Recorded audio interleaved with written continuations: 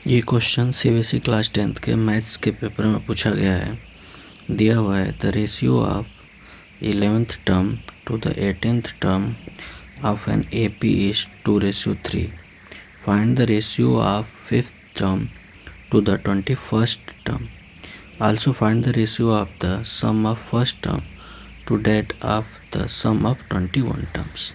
देखो जो क्वेश्चन में दिया हुआ है ratio of 11 term to 18th term, तो हम लोग क्या कर लेते हैं, लेट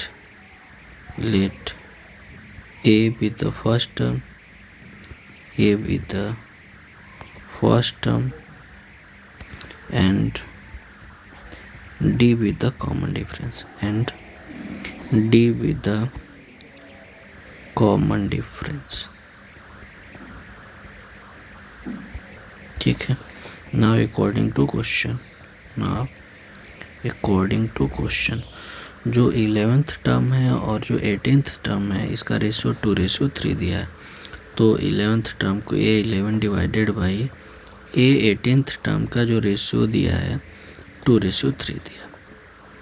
तो जो nth टर्म को कैसे डिफाइन किया जाता है, an equal to a plus n minus 1 into d. Therefore a 11th term को अगर हम लोग डिफाइन करें तो लिख सकते हैं a plus 11 minus 1 into D, तो ये हो जाएगा a प्लस 10 इंटू डी, तो ये 11th टर्म हो जाएगा। ठीक है। एंड अगर हम लोग 18th टर्म को सिमिलरली लिखना चाहें तो लिख सकते हैं a plus 18 minus 1 into D, और ये हो जाएगा a प्लस 17 इंटू डी, तो ये 18th टर्म निकल के आ जाएगा। ठीक है। अब इन दोनों की वैल्यू रख देते हैं यहाँ पे, तो क्या हो जाएगा, ये 11th टर्म ये हो जाएगा a plus 10d divided by 18th term कितना हो जाएगा, a प्लस 17d, और ये इक्वल हो जाएगा 2/3। क्रॉस मल्टीप्लाई कर देते हैं तो ये हो जाएगा 3a plus 30d equal to 2a plus 17 का मल्टीप्लाई करेंगे तो ये हो जाएगा 34d। ठीक है। a वाला टर्म एक तरफ कर देते हैं और d वाला एक तरफ, तो ये हो जाएगा 3a minus 2a equal to 34d minus 30d। तो इसको लिख सकते हैं a equal to 34d minus 30d equal to हो जाएगा 4d। ठीक है। तो a की वैल्यू के a और d में क्या रिलेशन आ गया, a इक्वल टू 4d, और ये क्वेश्चन नंबर फर्स्ट। ना हम लोगों से कहा है कि हम लोग को बताना है ratio of 5th term to the 21st term. ठीक है। नाउ रेशियो बताना, नाउ रेशियो किसका, 5th term to the 21st term. देख लो, रेशियो बताना है किसका, 5th टर्म का टू द 21st टर्म। तो क्या लिख सकते हैं, 5th टर्म को लिख सकते हैं a plus 5 minus 1 into D divided by 21st को टर्म को कैसे लिख सकते हैं, 21st टर्म को कैसे लिख सकते हैं, a प्लस ये हो जाएगा 21 माइनस डी, तो ये इक्वल हो जाएगा a plus 5 minus 1 4d divided by ये हो जाएगा a प्लस और ये हो जाएगा 20d। ठीक है। अब देखो हम लोग को पता है कि a इक्वल टू कितना है, 4d, तो a की जगह पर रख देते हैं तो ये हो जाएगा 4d plus 4d divided by a की जगह पे 4d प्लस ये 20 टर्म है, ये 20 इंटू डी है, तो ये हो जाएगा 4d इंटू प्लस 20d। कौन सा इक्वेशन यूज किया, यूजिंग इक्वेशन फर्स्ट। ठीक है। तो ये क्या हो जाएगा, 4d प्लस 4d ये हो जाएगा 8d डिवाइडेड बाई ये हो जाएगा 24d, तो d से d कितना हो गया कैंसिल, तो ये आ जाएगा 8 1 जा 8, 8 3 जा 24, 1/3। ठीक है। देयरफॉर अगर हम लोग a 5th और a 21th टर्म का अगर रेशियो की बात करें तो ये आ जाएगा 1:3। कितना हो जाएगा, 1:3। देखो बच्चों, साथ में हम लोग को पता करना है कि find the ratio of sum of 5th term to the 21st term. तो 5वें टर्म और 21 टर्म्स का रेशियो सम का रेशियो पता करना है। तो देखो हम लोग एसेंथ टर्म को कैसे डिफाइन करते हैं। सिंस एन इक्वल टू होता है n/2 in bracket 2a plus in bracket n-1 into D. ठीक है, देयरफॉर रेशियो बताना है sum of 5th term divided by sum of 21st term. तो ये हो जाएगा 5/2 इन ब्रैकेट 2a प्लस ये हो जाएगा 5-1 इंटू डी डिवाइडेड बाय ये हो जाएगा 21/2 इन bracket 2a plus 21-1 into D. तो इसको लिख सकते हैं, ये देखो ये 2 इससे कैंसिल हो जाएगा, तो ये हो जाएगा 5/21 इन ब्रैकेट 2a प्लस ये हो जाएगा 4d डिवाइडेड बाई ये हो जाएगा 2a प्लस 20d। अब देखो इक्वेशन नंबर फर्स्ट में हम लोग रिलेशन निकाल लेते हैं कि जो a है ये इक्वल है 4d के।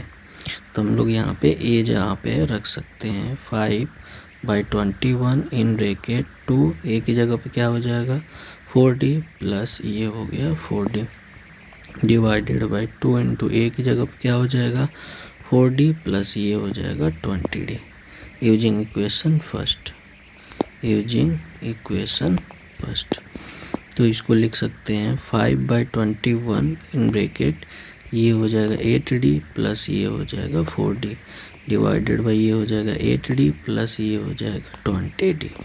तो ऐड कर लेते हैं इसको, तो 5/21 इन ब्रैकेट ये हो जाएगा 12d डिवाइडेड बाई ये हो जाएगा 28d। d से d कैंसिल, ये हो जाएगा 3 7 जा 21 और ये हो जाएगा 3 4 जा 12 और ये हो जाएगा 4 7 जा 28। तो इसको लिख सकते हैं 5/7 इंटू 7 ये हो जाएगा 49। तो sum of 5th term to the sum of 21 term का जो रेशियो आएगा ये निकल के आ रहा है 5:49। आर करके इसको लिखा जा सकता है S5:29 और रेशियो के टर्म में S5:S21 जो निकल के आ रहा है 5:49 आ रहा है। ठीक है, देखो बच्चों इसके आर पार्ट को करते हैं। दिया हुआ है if the sum of the first 6 terms of an AP is 36 and that of the first 16 term is 256 then find the sum of first 10th term को बताना है। देखो क्या दिया हुआ है, पहले तो हम लोग कंसीडर कर लेते हैं, ये सेकेंड पार्ट है। Let a be the first term and d be the common difference of a given AP of a AP। ठीक है, तो अकॉर्डिंग टू क्वेश्चन दिया हुआ है ए 6 टर्म की जो वैल्यू दी है ये 36 दी है। अभी हमने क्या बताया कि एसेंथ टर्म को कैसे डिफाइन करेंगे, सम ऑफ एन टर्म को n/2 in bracket 2a plus n-1 into D. ठीक है, तो 6 टर्म को कैसे सम ऑफ 6 टर्म कैसे लिख सकते हैं, ये हो जाएगा 6/2 in bracket 2a plus 6-1 into d equal to 36। देखो ये इससे कैंसिल कर सकते हैं, 6 6 या 36 और इस 2 को राइट में ट्रांसफ़र कर देते हैं। तो ये लिख सकते हैं this implies that 2a equal to 5d equal to ये हो जाएगा 12। इस वाले 2 को हमने क्रॉस मल्टीप्लाई कर दिया। ठीक है, तो ये एक इक्वेशन बन गया और इसको इक्वेशन नंबर फर्स्ट मान लेते हैं। And again according to question क्या दिया हुआ है कि जो S16th टर्म है इसका सम 256 है। ठीक है, देयरफॉर कैसे लिखा जा सकता है 16 divided by 2 in bracket 2a plus 16-1 into d equal to 256 और 16 को 256 से कैंसिल करेंगे तो ये 16 टाइम्स होगा तो इसको लिख सकते हैं इन ब्रैकेट 2a प्लस ये हो जाएगा 15d इक्वल टू इस 2 को राइट में ले जाके क्रॉस मल्टीप्लाई कर देते तो ये हो जाएगा 32। तो ये हो जाएगा इक्वेशन नंबर सेकेंड। अभी 2 इक्वेशन हम लोगों को मिला है, इन्हीं 2 इक्वेशन के हेल्प से हम लोग a और d की वैल्यू क्या करेंगे, फाइंड आउट करेंगे। तो देखो हम लोग क्या करते हैं, इक्वेशन सेकेंड से इक्वेशन फर्स्ट को सब्ट्रैक्ट कर देते हैं। तो क्या हो जाएगा, subtracting equation first, subtracting equation first from second, क्या मिलेगा। तो सेकेंड से फर्स्ट को सब्ट्रैक्ट करना है तो लेफ़्ट वाला टर्म लेफ़्ट वाले से सब्ट्रैक्ट होगा। तो ये लिखेंगे 2a plus 15d minus in bracket ये हो जाएगा 2a plus 5d equal to 32 minus 12। तो ये देखो इसको सॉल्व करेंगे तो ये हो जाएगा 2a plus 15d minus 2a minus 5d equal to ये हो जाएगा 20 और ये हो जाएगा 20, ये कैंसिल हो जाएगा। 15 माइनस डी करेंगे तो ये हो जाएगा 10d इक्वल टू 20, इसको कैंसिल कर दो तो d की वैल्यू आ गई 2। ठीक है, अब इस d की वैल्यू को इक्वेशन फर्स्ट या सेकंड किसी में भी रख दो, तो हम इक्वेशन फर्स्ट में रख देते हैं। Putting the value of d in equation number first, putting the value of d in equation first we get, क्या मिलेगा हम लोग को, ये हो जाएगा 2a plus 5 into 2 equal to 12। तो इसको लिख सकते हैं 2a प्लस 10 इक्वल टू 12।